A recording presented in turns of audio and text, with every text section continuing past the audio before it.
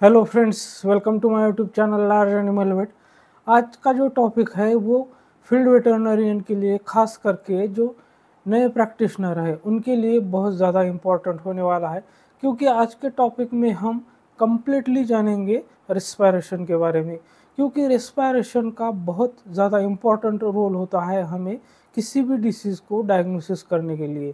तो respiration rate जो है वो कौन से मेथड से हम ले सकते हैं, रेस्पिरेशन का डिसीज़ डायग्नोसिस में क्या इम्पोर्टेंस है।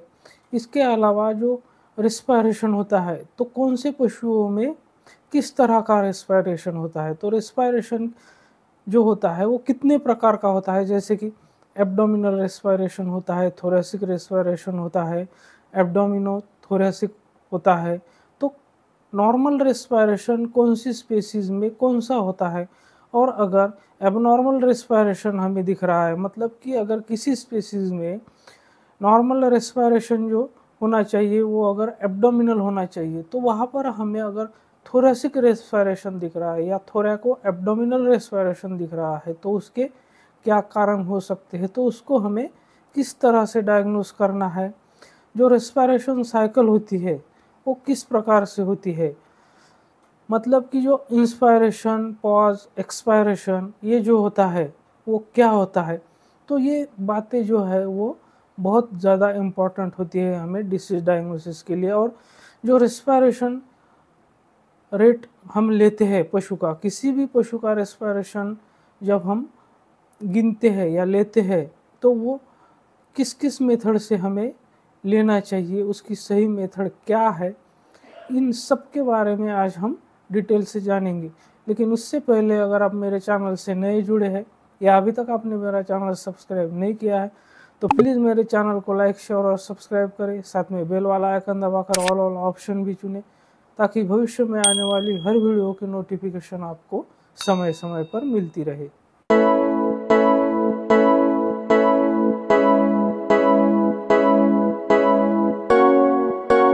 तो सबसे पहले हम बात करते हैं कि हम रेस्पिरेटरी रेट जो रिकॉर्ड करते हैं पशु में, उसका क्लिनिकल एग्जामिनेशन करते वक्त, तो वो रेस्पिरेटरी रेट हम क्यों रिकॉर्ड करते हैं, उसके पीछे क्या कारण होता है। तो रेस्पिरेटरी रेट हम इसलिए रिकॉर्ड करते हैं, तो सबसे पहला कारण है कि हमें उससे पता चलता है कि जो पशु की रेस्पिरेटरी सिस्टम है उसका जो फंक्शन है वो प्रॉपरली काम कर रहा है या नहीं कर रहा है। मतलब कि लंग्स और जो ट्रकिया होता है, तो उनकी जो फंक्शनिंग है वो प्रॉपर है या नहीं है, ये हमें उससे पता चलता है।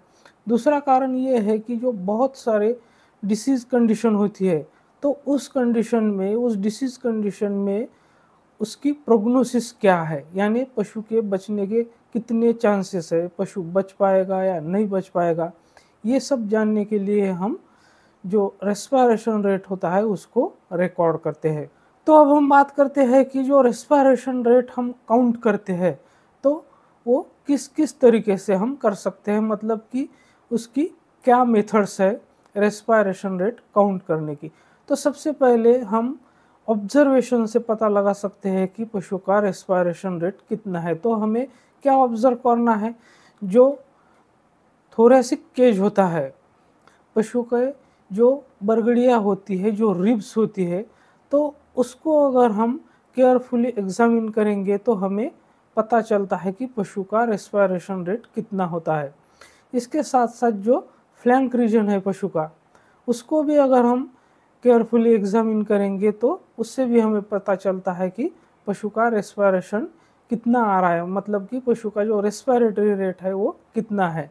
तो ये दो तरीके हैं, एक तो फ्लैंक रीजन और जो थोरेसिक केज होता है, तो उसको ऑब्जर्व करके हम पता लगा सकते हैं कि पशु का रेस्पिरेटरी रेट कितना है। इसके अलावा जो हमारा हाथ होता है, तो उसके जो पीछे का ये हिस्सा होता है, तो इस हिस्से को अगर हम पशु के नॉस्ट्रिल्स के सामने पकड़ते हैं, तो वहाँ पर भी हमें पता चलता है, क्योंकि पशु जब एक्सपायरेशन उसका होता है, मतलब कि जब सांस वो बाहर छोड़ता है, तो हमें पता चलता है कि पशु कितनी सांस ले रहा है। तो ये दो मेथड हो गई। और तीसरी मेथड जो है तो वो है अस्कल्टेशन। तो स्टेथोस्कोप लगाकर अगर हम ट्रकिया को और लंग को अस्कल्टेट करते हैं तो उससे भी हम पता लगा सकते हैं कि पशु का रेस्पिरेशन रेट कितना है। तो पशु का केयरफुली एग्जामिनेशन करने के बाद हमें कौन से पैरामीटर्स रिकॉर्ड करने हैं, ऐसे कौन से पैरामीटर्स है जो बहुत ज़्यादा इम्पॉर्टेंट होते हैं और उस पर हमें ध्यान देने की ज़रूरत होती है। तो सबसे पहले हम बात करते हैं कुछ टर्म्स की जो कि रेस्पिरेशन से रिलेटेड है। तो किस टर्म का क्या मतलब होता है, तो मेडिसिन में कौन सी कंडीशन को कौन सा टर्म्स है, ये पहले हम जान लेते हैं। तो सबसे पहला जो टर्म है वो है यूपनिया। तो यूपनिया टर्म किस कंडीशन को दिया जाता है, तो वो दिया जाता है जो नॉर्मल क्वाइट ब्रीदिंग होती है, पशु की जो नॉर्मल ब्रीदिंग होती है तो उसको यूपनिया कहते हैं। दूसरा जो टर्म आता है वो आता है पॉलिपनिया। तो पॉलिपनिया का मतलब क्या है कि जो रेस्पिरेटरी रेट होता है वो तो इंक्रीज हो जाता है, लेकिन जो रेस्पिरेशन की डेप्थ होती है वो रिड्यूस हो जाती है, यानी कि कम हो जाती है। तो रेस्पिरेशन रेट इंक्रीज हुआ है और रेस्पिरेशन की डेप्थ जो है वो रिड्यूस हुई है, तो उस कंडीशन को जो टर्म दिया जाता है वो है पॉलिपनिया। तो अब हम बात करते हैं कि पॉलिपनिया ये जो कंडीशन है, यानी कि रेस्पिरेशन रेट पशु का इंक्रीज हुआ है और साथ ही में उसकी जो डेप्थ है वो डिक्रीज हुई है, तो ऐसा हमें किस डिसीज कंडीशन में पशु में देखने को मिलता है। तो सबसे पहली जो कंडीशन होती है वो एनीमिया।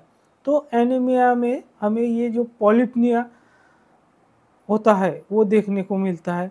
इसके अलावा निमोनिया जो होता है तो वहाँ पर भी ये कंडीशन हमें देखने को मिलती है। जो प्लूरिसी होती है तो उसमें भी ये कंडीशन हमें देखने को मिलती है। फीवर होता है, अगर पशु में फीवर है तो वहाँ पर भी ये हमें कंडीशन देखने को मिलती है। इसके अलावा अगर पशु में कोई हार्ट से रिलेटेड प्रॉब्लम है तो वहाँ पर भी ये कंडीशन हमें देखने को मिलती है। और जो पेरिटोनाइटिस होती है तो पेरिटोनाइटिस में भी ये कंडीशन हमें देखने को मिलती है। तीसरा जो टर्म है वो है ओलिगोपनिया। तो ओलिगोपनिया का मतलब होता है कि डिक्रीज इन रेस्पिरेशन रेट, यानी कि जो रेस्पिरेशन रेट होता है वो डिक्रीज हो जाना, कम हो जाना। तो अब हम बात करते हैं कि जो ओलिगोपनिया होता है या फिर रेस्पिरेशन रेट जो है वो कम हो जाता है, डिक्रीज हो जाता है, तो वो किस कंडीशन में होता है। तो ओलिगोपनिया जो है वो हमें देखने को मिलता है जैसे कि यूरेमिया।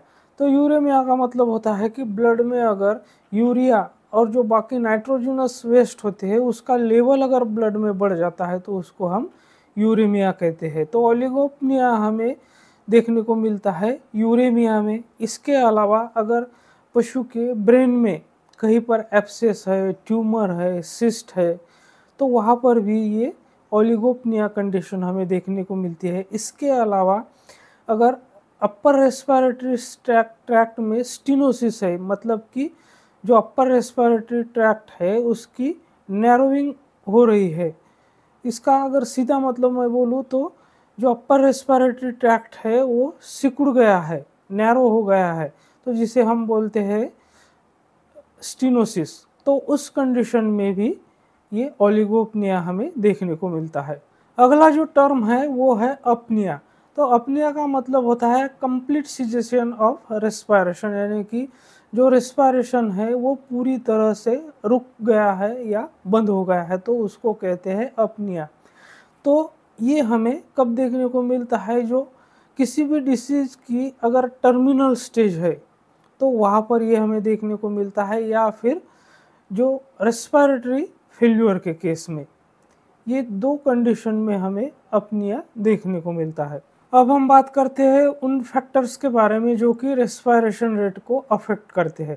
तो ऐसे कौन से फैक्टर्स है जिस पे रेस्पिरेशन रेट पे उसका इफेक्ट होता है। तो सबसे पहले जो पॉइंट आता है तो वो है स्पीसीज, क्योंकि रेस्पिरेशन रेट जो है तो वो स्पीसीज टू स्पीसीज डिफरेंट होता है, यानी कि अलग अलग स्पीसीज में अलग अलग रेस्पिरेशन रेट होता है। दूसरा जो फैक्टर आता है वो क्लाइमेट। अगर जो इन्वायरमेंटल टेम्परेचर है वो बहुत ज़्यादा है और इन्वायरमेंट जो है वो ह्यूमिड है, तो ऐसे में पशु का जो रेस्पिरेशन रेट होता है वो बढ़ जाता है। इसके अलावा एक्सरसाइज है, फियर है, स्ट्रेस है, एक्साइटमेंट है, तो अगर ये पशु में होता है, यानी कि पशु अगर घबरा जाए या फिर पशु बहुत ज़्यादा एक्साइट हो जाए या फिर पशु स्ट्रेस में है या फिर पशु से बहुत ज़्यादा काम हो जाए, तो ऐसी कंडीशन में पशु का जो रेस्पिरेशन रेट है वो इंक्रीज़ हो जाता है, यानी कि बढ़ जाता है। जो यंग एनिमल्स होते हैं और स्मॉल एनिमल्स होते हैं, तो इनमें रेस्पिरेशन रेट ज़्यादा होता है as compare to adult animal. इसके अलावा ओबेसिटी एक ऐसा फैक्टर है जिसमें पशु का रेस्पिरेशन रेट इंक्रीज होता है, यानी कि बहुत ज़्यादा वेटेड एनिमल है या एनिमल का वेट बहुत ज़्यादा है, तो उस एनिमल में रेस्पिरेशन रेट जो है वो बढ़ा हुआ हमें मिलेगा। तो अब हम बात करते हैं टाइप्स ऑफ रेस्पिरेशन के बारे में, यानी कि रेस्पिरेशन कितने प्रकार का होता है। तो सबसे पहले जो रेस्पिरेशन आता है वो होता है थोरैसिक और कोस्टल रेस्पिरेशन। 2 नंबर पे आता है एब्डोमिनल रेस्पिरेशन और 3 नंबर पे आता है थोरैको एब्डोमिनल या कोस्टो एब्डोमिनल। तो ये 3 प्रकार के रेस्पिरेशन होते हैं। तो अब हम बात करते हैं कि कौन से पशुओं में कौन सा रेस्पिरेशन नॉर्मल होता है, और अगर उसके अलावा उसमें दूसरा टाइप्स हमें देखने को मिलता है रेस्पिरेशन का, तो वो किस बीमारी की वजह से, किस कंडीशन की वजह से होता है। तो सबसे पहले हम बात करते हैं थोरैसिक और कोस्टल रेस्पिरेशन के बारे में। तो ये जो रेस्पिरेशन प्रोसेस होता है, तो इसमें प्रीडोमिनेंटली जो थोरैसिक मसल्स होती है वो इन्वॉल्व होती है, और इसमें जो थोरैसिक और कोस्टल रेस्पिरेशन होता है तो वो हमें देखने को मिलता है हेल्दी डॉग्स और कैट में। तो दूसरा होता है एब्डोमिनल रेस्पिरेशन। तो इस रेस्पिरेशन प्रोसेस में प्रीडोमिनेंटली एब्डोमिनल मसल्स इन्वॉल्व होती है, और ये रेस्पिरेशन का टाइप जो है वो हमें देखने को मिलता है हेल्दी कैटल, बफेलो, शीप और गोट में। तो तीसरा जो टाइप होता है रेस्पिरेशन का वो होता है थोरैको एब्डोमिनल, और जिसे हम कह सकते हैं कोस्टो एब्डोमिनल। तो इस रेस्पिरेशन प्रोसेस में थोरैसिक और एब्डोमिनल मसल जो है वो इक्वली इन्वॉल्व होते हैं, और ये रेस्पिरेशन जो है वो हमें देखने को मिलता है हेल्दी हॉर्सेस में। तो जैसे कि मैंने बताया कि जो हेल्दी कैटल, बफेलो और शीप गोट होते हैं, तो उनमें एब्डोमिनल रेस्पिरेशन होता है, लेकिन उनमें अगर एब्डोमिनल रेस्पिरेशन की जगह हमें होली थोरैसिक रेस्पिरेशन अगर दिखाई दे रहा है, यानी कि पूरी तरह से थोरैसिक रेस्पिरेशन अगर कैटल, बफेलो, शीप गोट में हमें देखने को मिल रहा है, तो उसके पीछे क्या कारण हो सकते हैं, कौन सी बीमारियों में ऐसा होता है। तो ऐसा हमें देखने को मिलता है आसाइटिस में, पेरिटोनाइटिस में, रूमिनल टिम्पनी में, और अगर डायफ्राम से रिलेटेड कोई प्रॉब्लम है तो उस कंडीशन में। और अगर हमें होली एब्डोमिनल रेस्पिरेशन अगर नज़र आता है तो उसके पीछे क्या क्या कारण हो सकते हैं, तो वहाँ पर हो सकता है प्लूरिसी या फिर सीवियर निमोनिया या फिर lung emphysema, pulmonary oedema, traumatic pericarditis और फेरेंजियल ऑब्स्ट्रक्शंस। रेस्पिरेशन साइकिल जो होती है वो बनती है 3 फेज से। तो पहला होता है इंस्पायरेशन, दूसरा होता है पॉज और तीसरा होता है एक्सपायरेशन। तो ये सारी जानकारी हुई पशुओं के रेस्पिरेशन से रिलेटेड, जिससे आपको फील्ड में बहुत ही ज़्यादा मदद होगी किसी भी डिसीज़ को डायग्नोसिस करने के लिए। तो मेरे साथ बने रहने के लिए आपका बहुत बहुत धन्यवाद।